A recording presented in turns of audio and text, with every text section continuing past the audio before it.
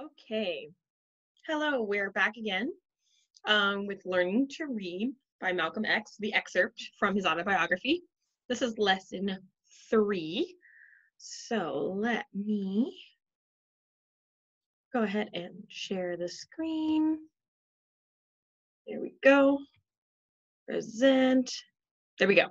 Okay, so we're back. Last time we were talking about this text. We had already talked about the exigence, which is that spark. It's that original idea that kind of gets the author thinking about something that they might want to address. It's the context. Then you get the audience. So once they've decided, wow, this is my situation, this is what's sparking this idea in me, then they think about who's going to be the best to receive this idea. Then their purpose, what do they actually want to happen? What do they want to do? And so today we're going to start talking about how they're then going to make some appeals to their central claim. So how they might incorporate logo. So what's that because? Why do people need to care? Why do they need to think about the purpose that the author has created? Then their ethos, so how they're appealing to people's good sense or their own good character. And then how they might make appeals to emotion, so how they might make connections with their state in life to other state in life to draw them in, to draw the audience in. Okay, so I'm gonna just move me down here for today. Okay, so here we are with the next excerpt. Remember last time he was speaking about copying from the dictionary, and now we get this next section from Malcolm X. I suppose it was inevitable that as my word base broadened, I could, for the first time, pick up a book and read, and now begin to understand what the book was saying.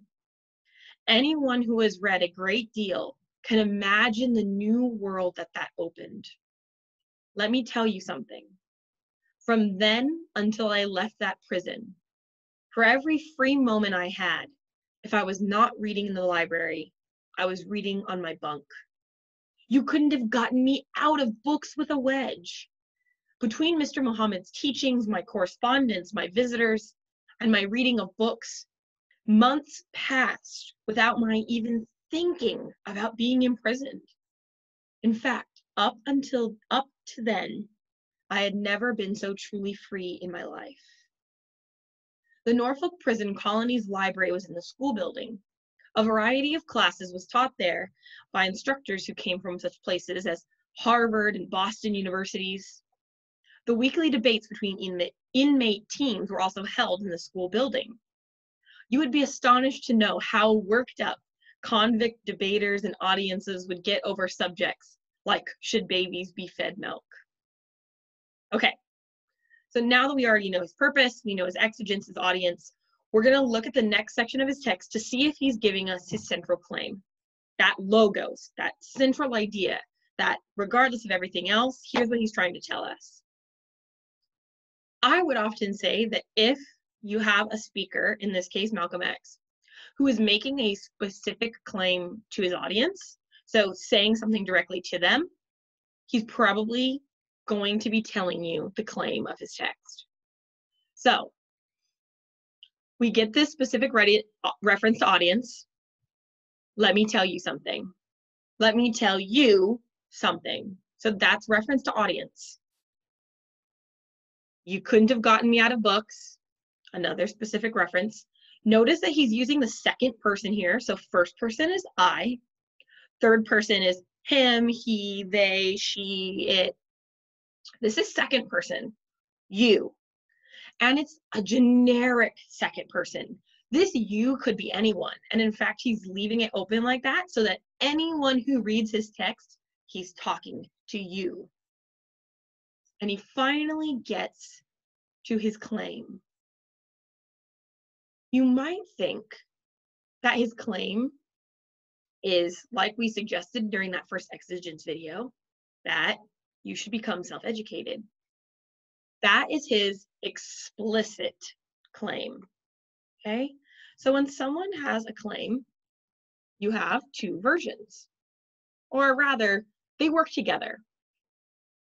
You have the explicit claim, what is directly stated, and the implicit, what is between the lines, you could say.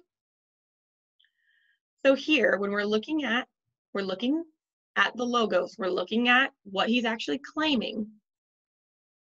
We've got explicit, what's directly stated, and in fact, here, the title is really going to give it away. Learning to read. There's something about learning to read that is his explicit claim. He's going to directly tell us that.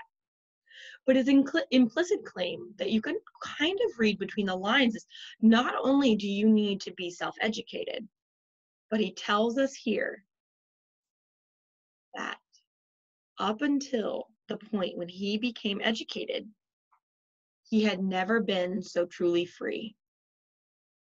So while his explicit, directly stated claim might be, you must educate yourself, the implicit claim is, you must educate yourself because only then will you be free. So here is his claim. Here is how he's telling us how he became educated. So logos is that factual base that leads to the claim. So he's telling us here, how does he get to this claim? Well, his word base broadened. He could pick up a book and now he finally could understand what it was saying. He could then begin to imagine a new world. And every free moment he had, he was reading. Months passed without him thinking about his imprisonment.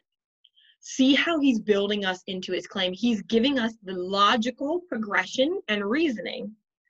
That's how you build a claim. You can't just simply state it. If he had simply stated that at the beginning of his text, then you're not going to really connect with it as much as you do when he begins to build it like this. This is how he uses logos. He uses that rational reasoning to build to this implicit claim. This self-education led to him becoming free. Okay?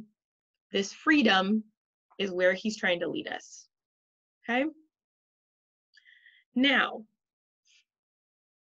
he's giving us some more information here. He's giving us what's called anecdotal information. So while he might not have access to facts and statistics, like 82% of people who read are, he doesn't have that kind of fact. What he does have is anecdotal, okay? This is called anecdotal facts or anecdotal information. This is an anecdote. He's telling us that professors from Harvard and Boston universities came to instruct them, and he gives us a specific event that happened, which was they had this debate over whether or not babies should be fed milk. Actually, I'm gonna highlight that in red so it's connected to this anecdote. This is anecdotal. He's giving us a specific reference to a specific event as evidence, okay? So this is how he's going to present his claim before he starts getting a little bit more invested in it. An interesting side note about some of the grammar that he's using here, some of it is what you might consider old-fashioned, but it's actually grammatically correct. So you have here, a variety of classes was taught there. In the way we speak, you might assume that you should connect was and have it be were, because classes is plural. A variety of classes were taught there. And in fact, you might say it out loud like that. Actually, Malcolm X is correct here, because actually the noun that should match this verb is variety. A variety was taught there. Since variety is singular, one, the verb should stay singular, one. Was is the singular version of that verb. It happens again down here, but the opposite, because you have were. So weekly debates between inmate teams were also held in the school building. Here, the noun that is being referenced, is it teams? No, it's debates. The debates were held in the school building. Since debates is plural, more than one, the verb must be plural, were.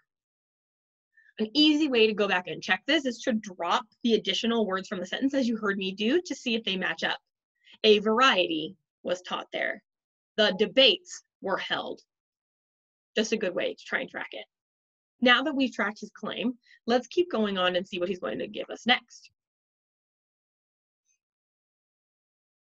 Okay, so he continues. Available on the prison library shelves were books on just about every general subject. Much of the big private collection that Parkhurst had willed to the prison was still in crates and boxes in the back of the library, thousands of old books. Some of them looked ancient, covers faded, old-time parchment-looking binding. Parkhurst seemed to have been principally interested in history and religion. He had the money and the special interest to have a lot of books that you wouldn't have in a general circulation. Any college library would have been lucky to get that collection. As you can imagine, especially in a prison where there was heavy emphasis on rehabilitation, an inmate was smiled upon if he demonstrated an unusually intense interest in books. There was a sizable number of well-read inmates, especially the popular debaters. Some were said by many to be practically walking encyclopedias. They were almost celebrities. No university would ask any student to devour literature as I did when this new world opened to me of being able to read and understand. Okay, so we have some introduction of some new ideas here. The first of which is we have this reference to Parkhurst. Who, what is Parkhurst? We get an indication later on. So let's try and figure out who is this Parkhurst. Parkhurst seemed to be principally interested in history and religion. Still don't really know who that is. But then we get the pronoun he. This pronoun is referencing Parkhurst. The reason I know that is because you can only use a pronoun if you have an antecedent. That means a noun that comes before it. So because the noun, the subject of the sentence before, is Parkhurst, I know that this he must be referring to Parkhurst. So Parkhurst must be this guy who has willed books to the prison. Willed usually means to give something. In this case, he probably literally wrote it into his will. So when he died, he asked that his books be given to this prison. So that's how we get all these books that Malcolm X is consuming, is they just happened to be willed to this prison. And these are books that you wouldn't have in general circulation. So he's getting access to books that any college would have been lucky to have. So now he's going away from his claim a little bit, and he's actually introducing some appeals to character. Okay, so this is what you might consider some ethos building. How does he have access to so much knowledge?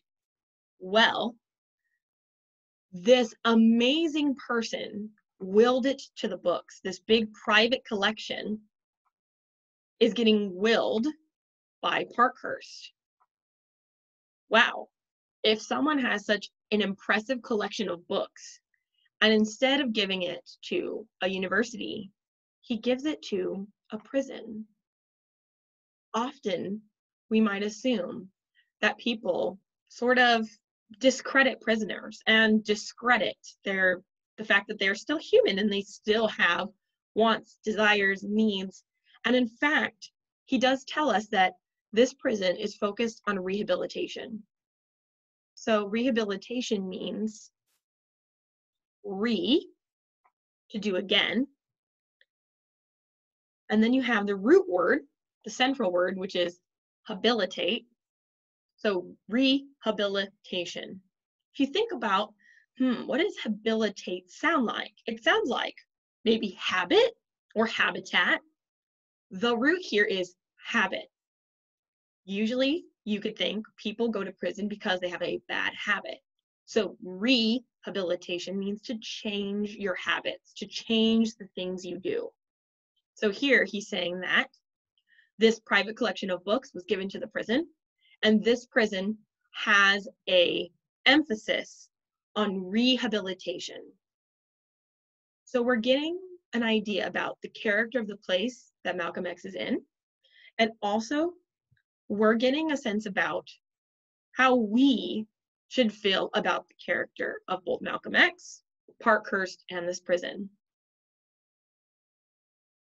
In good conscience, we should understand that we want this rehabilitation. That's what he's trying to invite us to do. That look, if we are learning and reading these books, we're becoming better. And wouldn't everyone want that? And he especially gives us this really powerful last line. No university would ask a student to devour literature, to consume it, not just to read it, but to really consume it and understand it and have it be part of you. This new world opened to him. And he not only read, but he was able to understand. Wow, that's a great connection.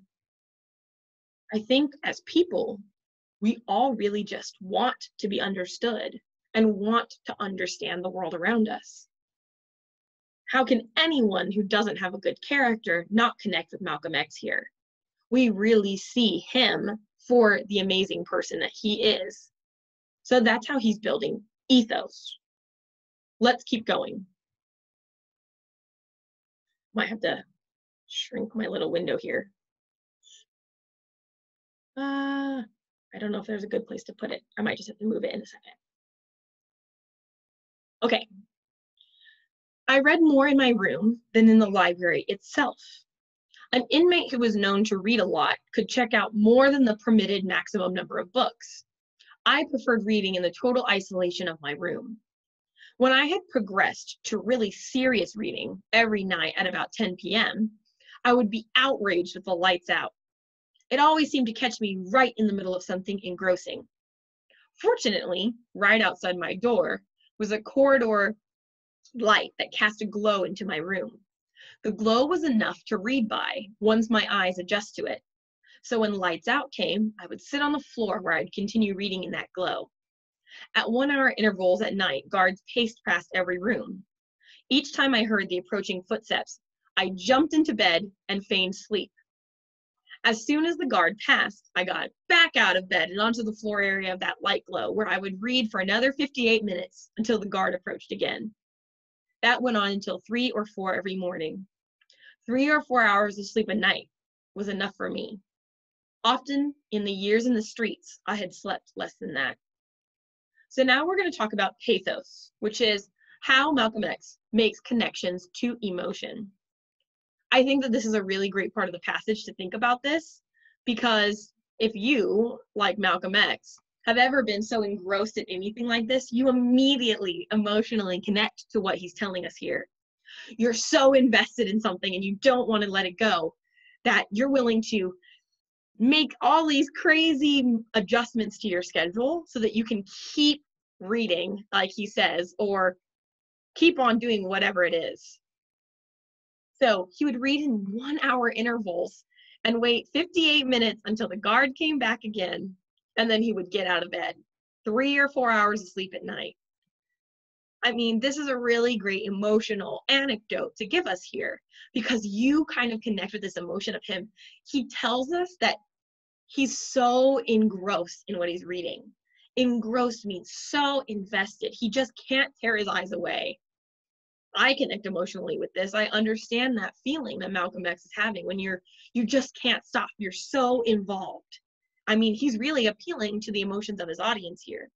And if you didn't connect, even with that whole story he's telling us here about being so deeply invested in his reading, it really should pull on your heartstrings and your emotions here when he gives us just this light dose about how his life used to be at the bottom, where he tells us that when he lived on the street, he would often sleep for less time than that. As you're reading this, you almost start to forget that Malcolm X had a hard life before this. He was living on the street. And he gives us that little emotional reminder that when he was sleeping on the streets with nowhere to go, 3 or 4 hours a night, that would have been a pipe dream for him. See how he draws us into his claim? So let's go back to how people are building their argument. Remember, his purpose here is to kind of convey that idea that self-education to his audience. How does he get to that claim? By telling us that implicit idea. You can only be free once you've educated yourself. Then how does he use that ethos, that appeal to character? Well, by giving us this idea that, actually literature and education are just good sense. And how does he appeal emotionally? Well, he tells us how invested he was, that passion that he had for reading, and also maybe the sadness and empathy that we feel for the fact that really his life in prison is better than his life even used to be.